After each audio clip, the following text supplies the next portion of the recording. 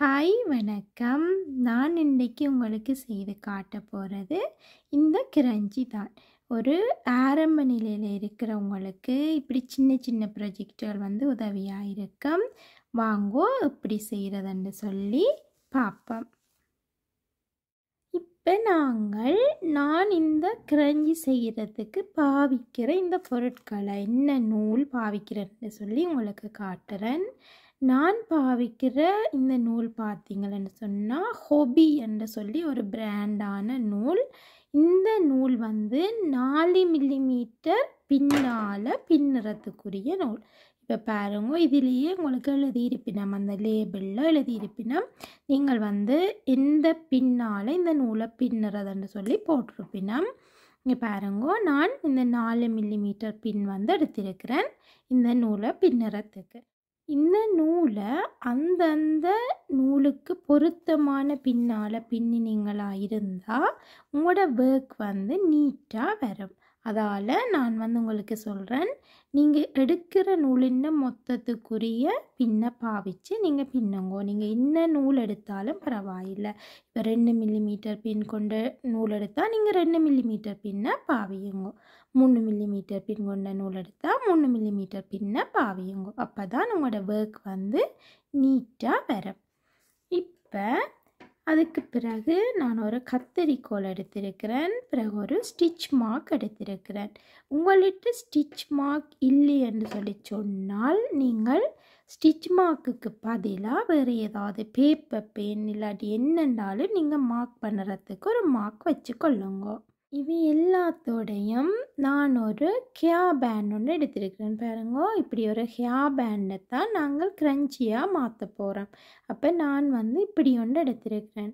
உங்களுக்கு இது பாவிக்கிறேன்னு சொல்லி சொன்னால் நீங்கள் இது பாவிச்சு கொள்ளலாம். இல்லை என்று சொல்லி சொன்னால் லாஸ்ட்ரிக் இருக்கும், தெரியும் தானே உங்களுக்கு. லாஸ்ட்ரிக் இப்படி இருக்கும் வெள்ளை கலரில். லாஸ்ட்ரிக்கும் நீங்கள் இதுக்கு பதிலாக இப்படி இதே மாதிரி வட்டமாக இதை நீட்டு நீங்கள் முடிஞ்செடுத்துட்டு இந்த லாஸ்ட்ரிக்கு உள்ளேயும் இந்த கிரஞ்சியை நீங்கள் செய்து கொள்ளலாம். நான் இப்போ இப்படி ஒரு ஹேர் பேண்ட் ஒரு ஹேர் ஸ்ட்ரிக் ஒன்று எடுத்திருக்கிறேன். இந்த வூல் பேண்டுன்னு சொல்லுவோம், அப்படி ஒன்று எடுத்திருக்கிறேன். நான் இந்த பேண்டுக்கு மேலே தான் இந்த கிரஞ்சி செய்ய போகிறேன். அப்போ நான் உங்களுக்கு இதையும் எடுத்துக்கொள்ளுங்க. இவ்வளவு தான் எங்களுக்கு தேவையான பொருட்கள். இப்போ அதோடு நான் கடைசியாக தைக்கிறதுக்கு ஒரு ஊசி நூல் பாவிப்பேன். அது நான் உங்களுக்கு கடைசியாக காட்டுறேன். ஓகே, நாங்கள் இப்போ எப்படி செய்கிறேன்னு சொல்லி பார்ப்போம். முதல்ல ஸ்லிப் நோட் ஒன்று போட்டுக்கொள்ளுங்க. இப்படி ஸ்லிப் நோட் போட்டு எடுத்துட்டு நான் இப்போ 20 செயின் போட்டு எடுக்க போகிறேன். 1 2 3 4 5 6 7 8 9 10 11 12 13 14 15 16 17 18 19 20. இப்போ பார்த்தீங்களா, நான் 20 செயின் போட்டு எடுத்துட்டேன். இப்போ இந்த 20 செயினும் இப்படியே இருக்க, இப்போ இந்த பூல் பேண்ட் ஒன்று நாங்கள் எடுக்கிறோம்னு சொன்னதானே, இந்த பூல் பேண்டை இப்படி எடுத்துக்கொள்ளுங்க. இப்போ நான் என்ன செய்ய போகிறேன்னா பாருங்க, இப்படி இருக்கு. இப்போ இந்த இதுக்குள்ளே இப்படி இப்படி கொடுத்து இப்படி எடுக்கும் பாருங்க. இப்படி நாங்கள் எடுத்துட்டோம். இப்படி எடுத்துட்டு இப்போ பாருங்க, உங்களுக்கு பார்க்க தெரியும், இதில் back loop, front loop, back loop, front லூப்னு இருக்குவீங்க பாருங்க. இங்கே முன்னுக்கு இருக்கிறத நாங்கள் ஃப்ரண்ட் லூப் பண்ணுவோம். அதாவது முன்னுக்கு இருக்கிற செயின் பின்னுக்கு இருக்கிற செயின், அதைத்தான் நாங்கள் ஃப்ரண்ட் லூப் பேக் லூப்னு சொல்லி சொல்கிறோம். இப்போ நாங்கள் இப்படி பூல் பேண்டுக்கு இடையில் இப்படி கொடுத்துட்டு இந்த பக்கத்தையும் இப்படி ஜாயின் பண்ண போகிறோம். அதால் பாருங்க, இப்படி இருக்குது. இந்த பக்கம் இல்லை, நான் சொன்னது இந்த பேக் லூப் ஃப்ரண்ட் லூப் இல்லை. இப்படி திருப்புங்க. இப்படி திருப்பிக்க பாருங்க, இந்த மொழி மாதிரி ஒரு அமைப்பு இப்படி உங்களுக்கு தெரியும். அந்த பக்கம் இப்படியே வச்சுட்டு இப்படி நேராக அப்படி திருப்புங்க. உங்களை விளங்கும்னு நினைக்கிறேன். பாருங்க, இப்படி வட்டம் நேராக இருக்கணும். அந்தந்த இதுக்கு நேராக இப்படி பார்த்தீங்களா இப்படி வரும். இப்போ பாருங்க இங்கால நாங்கள் முதலாவதாக போட்ட செயின் உண்டு, ஸ்லிப் நோட் இல்லை செயின். நீங்கள் பாருங்க இந்த செயின் இதில் பாருங்க இங்கால ஃப்ரண்ட் லூப் இருக்குது, இங்கால பேக் லூப் இருக்குது. ஃப்ரண்ட் லூப்பில் இல்லை பேக் லூப்பில் இப்படி கொடுங்க. பேக் லூப் செயினில் இப்படி கொடுத்து நாங்கள் ஜாயின் பண்ண போகிறோம். பாருங்க இப்படி இருக்கு. இப்படி கொடுத்துட்டு இப்படி நூலை எடுத்துக்கொண்டு வந்து இப்படி ஸ்லிப் நோட் பாருங்க இப்படி போட்டுட்டு இதில் ஒரு செயின் எக்ஸ்ட்ராவாக போடுங்க. இப்போ நாங்கள் இதில் ஜாயின் பண்ணினோம் தானே, பார்த்தீங்களா இந்த இடம், இந்த ஸ்பேஸுக்குள்ள அந்த பேக் லூப்லேயே நாங்கள் பாருங்க சிங்கிள் க்ரோஷே செய்ய போகிறோம். இப்படி கொடுத்து உங்களுக்கு தெரியும் சிங்கிள் க்ரோஷே. இப்போ இந்த முதலாவது சிங்கிள் க்ரோஷே போட்ட இடத்துல நான் உங்களுக்கு சொன்னேன் தானே ஒரு ஸ்டிச் மார்க் கொண்டு வச்சிருக்க சொல்லி. இந்த ஸ்டிச் மார்க்கை முதலாவதாக நாங்கள் போட்ட சிங்கிள் க்ரோஷே ஞாபகத்தில் வச்சுருங்க.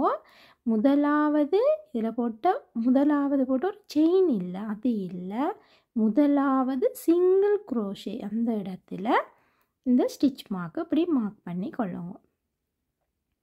மார்க் பண்ணிவிட்டு இனி இங்கால இருக்கிற எல்லாம் அப்படி சுற்றி வர பேக் லூப்புக்குள்ள ஞாபகம் வச்சுருங்க. பேக் லூப்புக்குள்ள நீங்கள் சிங்கிள் க்ரோஷே போட போகிறீங்க. இப்படியே சுற்றி எல்லா பேக் லூப்புக்குள்ளேயும் இப்படியே சிங்கிள் க்ரோஷே போட்டுக்கொண்டு வாங்க. இப்போ பார்த்தீங்கன்னு சொல்லி சொன்னால் நான் இப்படியே சுற்றி கொண்டு செய்து கொண்டு வந்துட்டேன். எல்லா இடத்துலையும் பேக் லூப்புக்குள்ள சிங்கிள் க்ரோஷே போட்டுக்கொண்டு வந்துட்டேன். இப்போ கடைசியாக இருக்கிற இந்த செயினில் சிங்கிள் க்ரோஷே நான் 20வது செயினில் சிங்கிள் க்ரோஷே போடுறேன். இப்போ பாருங்க இந்த இடத்துல நாங்கள் செயின் ஒன்று போட்டுட்டு தான் ஒரு சிங்கிள் க்ரோஷே செய்தனாங்க. இந்த செயின் ஒன்றை நீங்கள் பாவிக்காதீங்க, ஸ்கிப் பண்ணிவிட்டு இனி நாங்கள் இந்த முதலாவது ரவுண்டில் இருக்கிற இந்த ஸ்டிச் மார்க் இப்படியே கலட்டிட்டு நாங்கள் என்ன செய்ய போகிறோம்னா இப்போ நார்மலாக ஒரு ரவுண்ட் முடிஞ்ச உடனே இதோட நாங்கள் இப்படி ஜாயின் பண்ண வேணும். ஆனால் நான் இங்கே ஜாயின் பண்ணல. ஏன்னு சொன்னால் இப்போ பாருங்கோ இப்படி எடுத்து இதை ஜாயின் பண்ணினோம்னு சொன்னால் இதில் ஒரு ஜாயின் பண்ணுற ஒரு இடமா இப்படியே எங்களுக்கு போகும் வரையும் இந்த வட்டத்தில் ஒரு மார்க் வர பார்க்கு. அதால் நான் என்ன செய்ய போகிறேன்னா இந்த இடத்தை ஜாயின் பண்ணாமல் இப்போ இந்த முதலாவது சிங்கிள் க்ரோஷே நாங்கள் ஸ்டார்ட் பண்ணினேன். இந்த முதலாவது சிங்கிள் க்ரோஷே ஸ்டார்ட் பண்ணின இடத்துலையும் நான் இதை சிங்கிள் க்ரோஷேயாக இப்படியே போட போகிறேன். பாருங்க இப்படி சிங்கிள் க்ரோஷே போட்டுட்டு எங்களுக்கு இந்த இடத்துல தான் அந்த ரவுண்ட் ஸ்டார்ட் ஆகுது என்றது ஞாபகம் இருக்கிறதுக்காண்டி இந்த இடத்துல திருப்பி ஸ்டிச் மார்க்கை போட்டு கொள்ளுங்க. இப்போ நாங்கள் இந்த ரவுண்டை முடிக்காமல் அப்படியே கண்டினியூ பண்ணி தொடர்ந்து செய்ய போகிறோம். ஒரு ரவுண்டை கொண்டு முடிச்சுட்டு திருப்பி தொடங்காமல் ரவுண்டை அப்படியே சுற்றி செய்ய போகிறோம். ஆனால் எங்களுக்கு ஞாபகம் இருக்கணும் இந்த இடத்துல தான் அந்த ரவுண்ட் முடிஞ்சு ஸ்டார்ட் பண்ணுற இடம் என்றதை ஞாபகம் இருக்கணும். அதுக்காக நான் இந்த ஸ்டிச் மார்க்கை இதில் போட்டிருக்கிறேன்.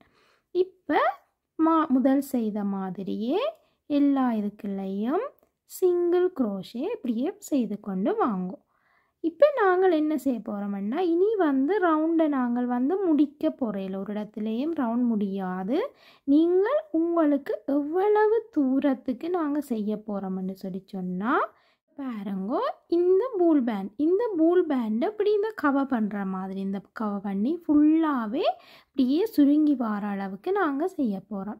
நான் இந்த பூல் பேண்டுக்கு எனக்கு இந்த சிங்கிள் க்ரோஷேயால் இப்படியே நான் செய்து கொண்டு எனக்கு 80 ரவுண்ட் இப்படி செய்ய போகிறேன். இப்போ உங்களுக்கு தெரியும் இப்படி செய்து கொண்டு இதில் வாரது இந்த ஸ்டிச் மார்க் ஒவ்வொரு காலம் உயர்ந்து போய்க்கு எங்களுக்கு தெரியும். ஒவ்வொரு ரவுண்ட் முடித்து நாங்கள் மேலே கொண்டு போகிறோம். அதுக்கு ஞாபகத்துக்கு இந்த ஸ்டிச் மார்க் இருக்கும். உங்களுக்கு 80 ரவுண்ட் வந்து நான் செய்தெடுக்க போகிறேன். இந்த இதே மாதிரி இப்படி சுற்றி சுற்றி செய்ய போகிறேன். நீங்கள் உங்கள்கிட்ட இருக்கிற இந்த பூல் பேண்ட் வந்து எவ்வளவு சின்னனாக இருந்தேன்டா குறைவாக தான் செய்யணும். கொஞ்சம் இதை விட பெரிய பூல் பேண்டாக இருந்தேன்னு சொல்லிச்சோன்னா இந்த ரோஸ் வந்து இன்னும் கூடணும். மற்றது உங்கள்கிட்ட இருக்கிற இந்த பின் இருக்குத்தானே, இந்த பின் மற்றது இந்த நூலின் அளவுகளுக்கு ஏற்ற மாதிரி நீங்களும் வந்து நான் இப்போ 20 செயின் போட்டு இந்த 20 இப்போ இதுக்கு பார்த்தீங்கன்னா 20 சிங்கிள் குரோஷே சுற்றி சுற்றி நான் செய்ய போகிறேன். நீங்கள் உங்கள்கிட்ட இருக்கிற நூல் வந்து மெல்லிய நூலாக இருந்து நீங்கள் பாவிக்கிற பின் வந்து மெல்லிய பின்னாக இருந்தால் நீங்கள் உங்களோட ரோவை வந்து கூட்டி எடுக்கலாம். உங்களோட பூல் பேண்டின் சைஸுக்கு ஏற்ற மாதிரி சைஸ் வந்து பெருசாக இருந்தால் கூட்டி எடுக்கலாம், சைஸ் சின்னனாக இருந்தால் குறைவாகவே எடுக்கலாம். அப்போ நீங்கள் தான் அந்த பூல் பேண்ட் நீங்கள் செய்கிற இந்த கிரஞ்சி வந்து என்ன சைஸில் வரணுமென்றதை நீங்கள் தான் முடிவு பண்ணணும் என்றது உங்களுக்கு தெரியணுமெண்டாக்காண்டி தான் நான் இதை சொல்கிறேன். உங்களை விளங்கி இருக்குமென்னு நினைக்கிறேன். இப்போ நான் இந்த பூல் பேண்டின் சைஸுக்கு ஏற்ற மாதிரி நான் பாவிக்கிற நூலுக்கு ஏற்ற மாதிரி 20 செயின் வந்து போட்டு 20 சிங்கிள் குரோஷே செய்கிறேன். நீங்கள் பாவிக்கிற பின் மற்றது உங்களோட நூலின் சைஸுக்கு ஏற்ற மாதிரி உங்களோட செயின்களை வந்து கூட்டி குறைச்சி கொள்ளுங்க. இப்போ நீங்களும் இதே மாதிரி சுற்றி சுற்றி உங்களுக்கு தேவையான அளவு ரோ வரையும் செய்து கொண்டு வாங்கோ. நான் இந்த ரோ வந்து 80 ரோ செய்து எடுக்க போகிறேன். செய்துட்டு உங்களுக்கு காட்டுறேன். இப்போ பார்த்தீங்கன்னா நான் கடைசி வரையும் இப்படியே செய்து கொண்டு வந்துட்டேன். இப்போ கடைசியாக இது 80வது ரோ வந்து நான் முடிக்கிறேன்.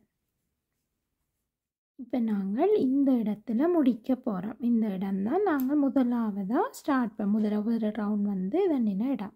இப்போ இந்த இடத்துல வந்து நாங்கள் என்ன செய்ய போகிறோம்னு சொன்னால் அப்படி கொடுத்து ஒரு ஸ்லிப் ஸ்டிச் மாதிரி இப்படி போட போகிறோம். பார்த்தீங்களா, இப்போ நாங்கள் வந்து இப்படி ஒரு கிரஞ்சியாக அப்படி வடிவாக செய்து கொண்டு வந்துட்டோம். வடிவாக இருக்குது பார்த்தீங்களா, ஒரு பெரிய பூல் ஃபேன் இப்படி நல்ல வடிவாக இருக்குது. நல்ல வடிவான ஒரு இது வந்து செய்து கொண்டு வந்துட்டோம். இப்போ இந்த இடத்தையும் நாங்கள் ஜாயின் பண்ண போகிறோம். இப்போ ஸ்டார்ட் பண்ணினது இதில், நாங்கள் முடித்தது இதில் பாருங்க இப்படி இருக்குது.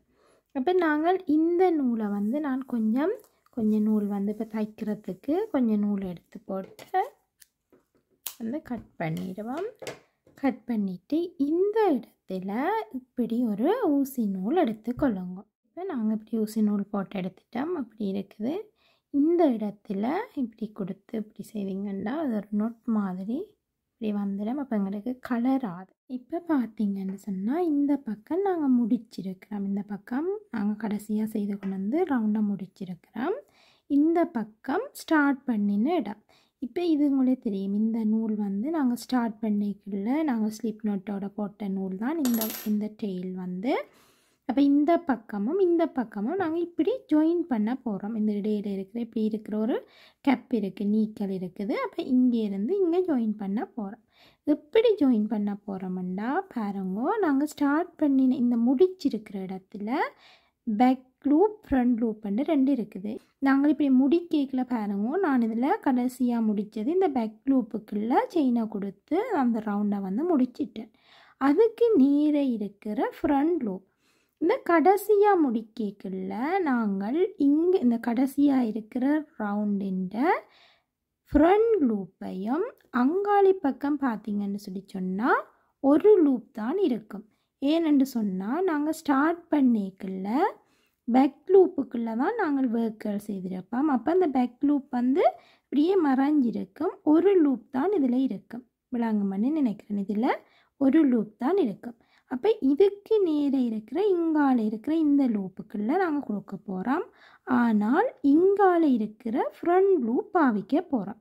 ஞாபகத்தில் வச்சுருங்க, இங்கால இருக்கிற ஃப்ரண்ட் லூப் எல்லாத்துக்கையும் கொடுத்து இங்கால இருக்கிற அதுக்கு நேரே இருக்கிற அந்த லூப் ஒரு லூப் தான் எங்களுக்கு இருக்கும். பார்க்க தெரியும் உங்களுக்கு, ஒரு லூப் இருக்கும். அந்த ஒரு லூப்பில் இப்படி கொடுத்து நாங்கள் ஜாயின் பண்ண போகிறோம். நாங்கள் ஒரு நார்மலான தையல்லாம் செய்ய போகிறோம். ஆனால் பார்த்திங்கன்னா இங்காலையும் ஃப்ரண்ட் லூப் அங்காலையும் ஃப்ரண்ட் லூப்பை வந்து நாங்கள் பாவிக்க போகிறோம். உங்களை விளங்குமென்னு நினைக்கிறேன். இப்போ இங்கால நாங்கள் ஃப்ரண்ட் லூப் எடுத்துட்டோம். இனி அதுக்கு அடுத்ததாக இருக்கிற இங்கால இருக்கிற ஃப்ரண்ட் லூப் ஃப்ரண்ட் லூப். அதுக்கு அங்கால அடுத்ததாக இருக்கிற அங்கால ஒரே ஒரு லூப் தான் இருக்கும். அது ஃப்ரண்ட் லூப், அங்காளி பக்கத்தின் ஃப்ரண்ட் லூப். ஒரு இது விளங்கும்னு நினைக்கிறேன். பாருங்க, இப்படி நாங்கள் செய்யக்கல இது வந்து இப்படி எங்களுக்கு தையல் வந்து இப்படி வரும். இப்படி வந்து நாங்கள் தைச்சி கொண்டு வர போகிறோம். இங்கால இருக்கிற ஃப்ரண்ட் லூப், அதுக்கு நேர இங்கால இருக்கிற லூப்.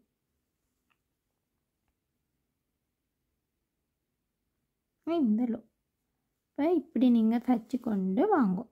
இப்படியே ஜாயின் பண்ணி கொண்டு வந்தீங்கன்னு சொன்னால் பாருங்க, இப்படியே ஜாயிண்ட் ஆகுது. தெரியுதான்னு நினைக்கிறேன்.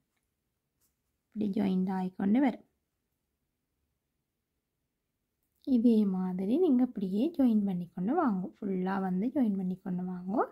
நானும் உங்களுக்கு ஜாயின் பண்ணிவிட்டு காட்டுறேன். இஞ்சாலையும் ஃப்ரண்ட் லூப், இஞ்சாலையும் ஃப்ரண்ட் லூப். ஒரு பக்கம் பேக் லூப்பும் ஃப்ரண்ட் லூப்பும் இருக்கும். ஒரு பக்கம் ஒரு லூப் மட்டும்தான் இருக்கும். பேக் லூப் ஃப்ரண்ட் லூப் இருக்கிற பக்கத்தில் ஃப்ரண்ட் லூப்பை வந்து நீங்கள் பாவிக்க வேணும். அப்படியே தைச்சி கொண்டு வாங்கும். இப்போ பார்த்தீங்கன்னா நான் அப்படியே சுற்றி தைச்சி கொண்டு வந்துட்டேன். பார்த்தீங்களா, இப்படி வந்துட்டு நல்ல வடிவாக நாங்கள் கிரஞ்சி வந்து செய்து முடிச்சிட்டோம். இதில் இந்த தைச்ச மாதிரி உங்களுக்கு ஒரு மார்க்கும் தெரியாது. பாருங்க, இப்படி இந்த டிசைன் நாங்கள் செய்த சிங்கிள் குரோஷே மாதிரியே உங்களுக்கு இந்த மார்க்கும் வந்து வரும். பெரிய வித்தியாசம் ஒன்றும் உங்களுக்கு தெரியாது. அதால் தான் நான் உங்களுக்கு அதே மாதிரி தைக்க சொல்லி சொன்னேன். நான் ஃப்ரண்ட் சிங்கிள் குரோஷேயும் அங்கால இருக்கிற ஃப்ரண்ட் சிங்கிள் குரோஷேயும் சேர்த்து செய்யக்க எங்களுக்கு இதில் ஒரு மார்க் ஒன்றும் வராது. தைச்ச மாதிரி ஒரு மார்க்குகள் வந்து வராமல் நல்ல வடிவாக இருக்கும். இந்த கிரஞ்சி வந்து வடிவாக இருக்கும். இப்போ கடைசியாக இருக்கிற இந்த நூலை வந்து நாங்கள் அப்படியே ஹைட் பண்ணி விடுவோம் உள்ளுக்குள்ளால்.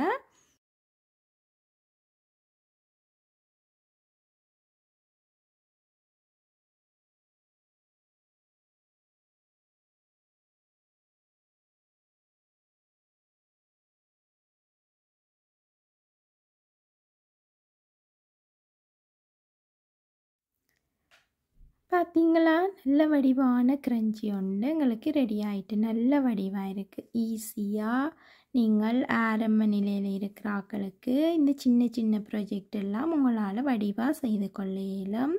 ஈஸியாக செய்கிற ஒரு விஷயம். சிங்கிள் குரோஷியை பாவிச்சு வடிவான ஒரு கிரஞ்சி ஒன்று வந்து செய்துட்டேன்.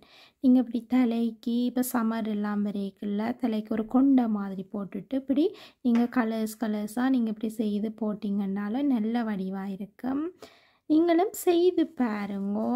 பார்த்தீங்களா, நல்ல வடிவாக இருக்குது. நீங்களும் செய்து பாருங்கோ. நான் நம்புகிறேன் உங்களுக்கு இந்த வீடியோ வந்து உதவியாக இருந்திருக்குமென்று சொல்லி. நீங்களும் செய்து பாருங்கோ. இன்னொரு வீடியோவில் திரும்பவும் உங்களை சந்திக்கிறேன். நன்றி.